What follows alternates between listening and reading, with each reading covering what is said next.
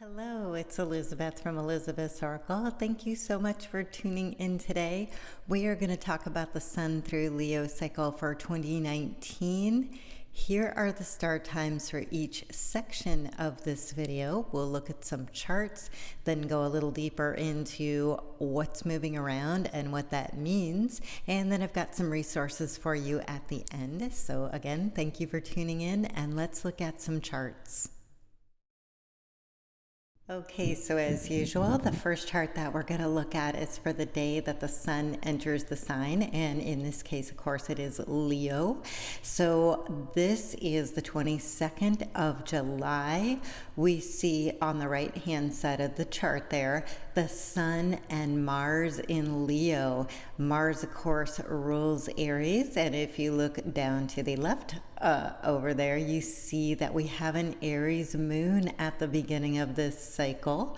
And then if you look to the top of the chart, you see Jupiter. Of course, as you astrology watchers know, it is in the third fire sign, Sagittarius. So all this nice grand fire trine energy happening, though not exact. We are going to get trines between Jupiter, the Sun, Mars, and Venus eventually during this cycle. But for this one, I want you to notice that Aries moon, because it's just a signal that we're going to have a lot of that enthusiasm, that fiery, passion and confidence coming in as we start this cycle. Next to the Sun, you'll see that Mercury has just slipped back into Cancer. So that is another part of the story that's going on here. And for you regulars, I'm sorry about this, but for new people, I've got my fire signs in the yellow, the water signs in blue, the earth signs are in green. So if you look at the blue color down there on the right hand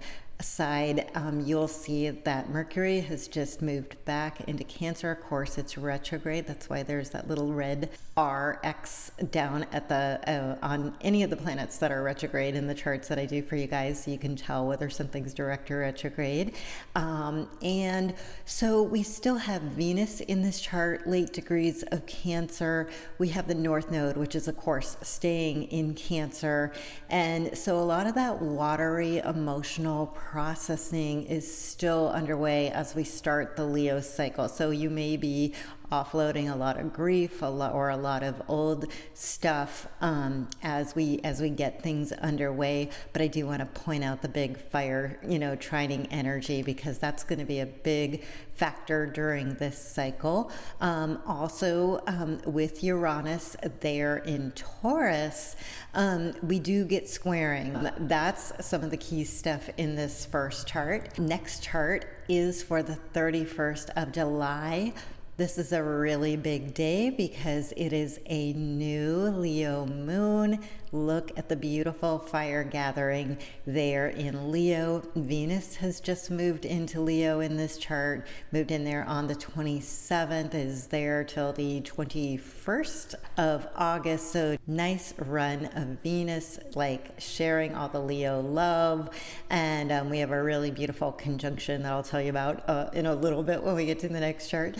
But again, nice fire energy building up there. This is a new moon. You guys know I like setting out intentions for the new moon. So we do Leo things that we'll talk about more in section 2. The bonus is later that evening after the exact new moon, Mercury goes direct. So yay, nice way to start a lunar cycle. So end of the retrograde and Mercury moving forward in Cancer. Let's move on to chart number 3. This one is a very big day as well. It is Jupiter going direct. Again, I talked about Jupiter, and of course we're going to have the fire trines there with the planets in Leo making beautiful exact trines to Jupiter, benevolent Jupiter that expands things and is so happy at home in lucky Sagittarius, really lifting our spirits and finally getting some help. It really hasn't had that support since the beginning of the year when Mars was home in Aries. So this is like one of those cycles I pointed out and said, you guys, let's take advantage of the fire sign cycles this year, because this is kind of the only help Jupiter's getting. So yeah, nice cycle. Jupiter is going direct on this day. Mercury comes out of Cancer for good, because it's now heading forward and gets back into Leo. So again, we're adding to the Leo fire energy. And also Uranus goes retrograde. So one goes direct, one goes retrograde. So with Uranus going retrograde, this is like unplugging the live wire that is Uranus, the shocker, the chaos maker. So that a little more subdued energy, obviously in Taurus, but I think a lot of us will be kind of glad to have that kind of take a little break. So that is in chart number 3. And the only other thing I want to mention, this is 4 days away from a full Aquarius moon. On that moon, Mercury will be moving into some new territory on a big full moon that again is also connected with that last eclipse we had back in January. There was a series, Leo Aquarius, and this is a little resonator, but not nearly as bad because it's not eclipses. So big day, and in between we do have that beautiful conjunction on the 14th of the Sun and Venus. So Sun and Venus, beautiful, happy Leo, kind of big hug and kiss energy. And one last thing about this chart for the 11th, look at that beautiful stellium in Leo. Just all our personal planets in Leo, so we'll have a chance to really identify with those qualities. So I'll talk about that more in part 2, but I wanted you to notice that. And it's kind of a continuation of that new moon. All right, and we get to chart number 4 here for the end of the cycle. And this is the day that Venus moves out of Leo. Hope you enjoyed it. It is all the way very late, August 21st. And of course, the Sun changes signs on the 23rd. And a few days earlier, you see Mars is already in Virgo. So, definitely you can just tell from the, that sounds too spacey. You can just tell from the energy of the chart.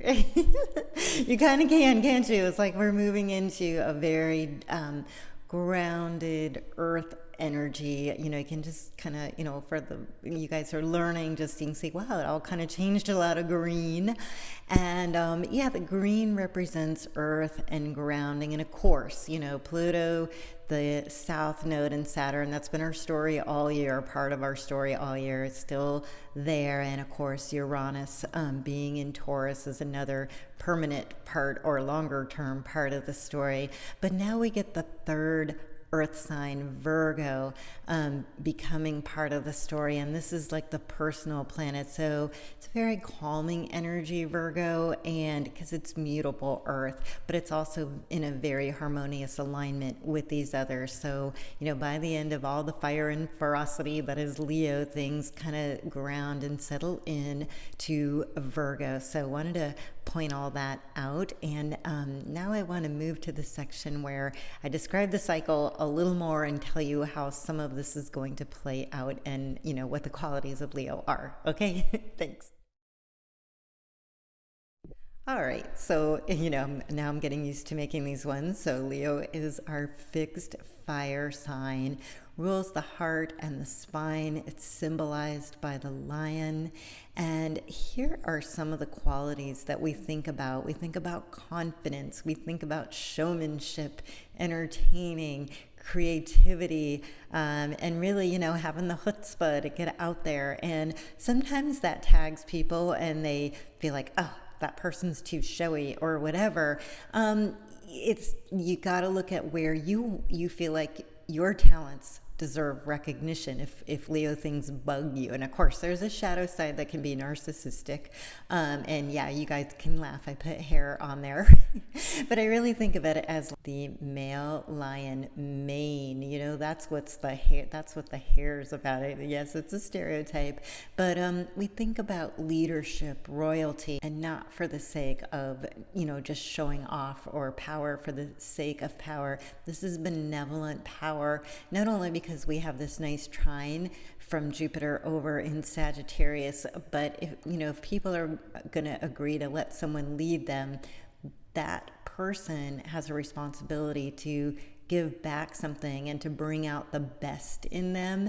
And I think that that is a lot of what the Mercury retrograde, that is such a part of this cycle and has been like one of those keynotes of the summer of 2019, because it went into Cancer back in June, hit Leo up the 26th of June. Here are all the dates for the Mercury transits of Cancer and Leo and this big retrograde. So we start to move into the leonine qualities of getting out there and, speaking and sharing our message with the warmth and grace of Leo. But we also, we have to be honest and reconcile our true feelings about things, which can be a little challenging when they're at odds. And so part of this is just creating an honesty and an integrity between what we really feel, because Cancer is certainly going to trigger that, or what our intuitive hit about people really is. And if we really feel like we don't want to be part of their tribe or message or that kind of thing, we have a chance to say no now and to go our own way and to lead in a way that we feel is in integrity. So it's just been a big part of this summer, and I really do feel that getting the feelings all involved and the emotions actually colored things for a good way. Like if we let them reveal the honesty, and they're all being supported by, of course, Neptune over there in Pisces, which also has the creative element. There's a really nice connection that I make between Leo and Pisces. Leo rules the 5th house, which is creativity, and Pisces is the sign of artistry. We associate it with those things that do something for us that is so deep and intrinsic that we can't even always articulate it. Music, art, poetry, things that just speak to the soul. So you get those energies together and something really magical can happen. So this is I think while all the fire is moving through, and we have 2 Aries moons during this cycle, really enlivening it all. If there's something that you want to get out there and do, or you've wanted to get back to, it's time to do that. And if it has to do with play and groups and theater or music and just any kind of creative expression, this is really a time to go, okay, maybe I want to get back into that. So that's a big part of this. And then again, with everything grounding back into the earth signs as we settle in and start to again prepare for the autumn season, I think that calming Virgo quality can infuse us, and again, so much earth support. And I guess that word, the universe, is just kind of saying, really make sure you guys know that if it's been really rough as we went through all the mutable energies, and then you felt like your heart got kind of pummeled with the eclipses and the Cancers and the true emotions and feelings and some big reveals, revelations that came through either through the mutable cycle of people that shifted out of your life, and the eclipses are taking that emotional toll. This is a time to start putting things back together, dusting yourself off, and remembering who you are, that unique soul. Leo is ruled by the sun. So this is your, place where you shine, what you're really good at, and you don't have to be a Leo. This is saying to all of us, you are unique. You are just, remember that old line, you are a child of the universe. No less than the trees in the sky. You have a right to be here. So, it's just a beautiful time to recognize your soul purpose, and to celebrate that. That's another quality of Leo, is celebration and just the pure joy of that life force itself. Life comes from the sun, and so if you let yourself be that channel and move through with nothing but that pure source energy, people are just going to be attracted to you. And so again, we move through the last of the Mercury thing, probably clearing out some old grief and the part of the lost cycle and everything like that. But we are coming into new territory during this cycle. Jupiter coming online and moving direct, making those strong degrees, heading for the powerful part of Sagittarius and its homecoming, 12 years. And the couple of Aries moons, just a real lift and some enthusiasm back into your life and some reinvigoration. So, a lot that's happened this summer, but we're coming through it. And I think this Leo cycle, by the time you move through it, you'll feel like, oh my gosh, okay, I went through a lot, but I ended up exactly where I was supposed to be. And if you can do that with some Leo confidence and joy and being joy to others, I think that's fantastic. So that's kind of what I wanted to expound upon here. So I really thank you for watching, and I just want to talk about resources for a second if you stay tuned. So thank you. I'll be right back. All right, you guys, I'm Elizabeth from Elizabeth's Oracle. Thank you so much for tuning in today. If you like this video, of course, feel free to hit the like button, subscribe if you would like to see these videos every month, and of course, hit the notification bell if you want to be reminded, because I don't put a ton of these up here, but when I do, if you'd like to know about it and do this, you get a reminder sent to you. Feel free to leave comments in the comment section. And also there is a free monthly newsletter at my site, elizabethsoracle.co. All the links for everything are always posted in the description box. And in fact, I'll make sure to include a link to a video about the Mercury shadow period. I did that a long time ago to explain it. So I'll make sure, so for you guys who don't know what that is, you can get caught up, and so you'll understand why this Mercury thing this year was so important. And the shadow periods always are, but it'll help you understand that. And if you sign up for the newsletter, there's always monthly specials in that, so that's a great place to get those. And for you guys who watch every month, there is Free Minute Friday. I love Free Minute Friday.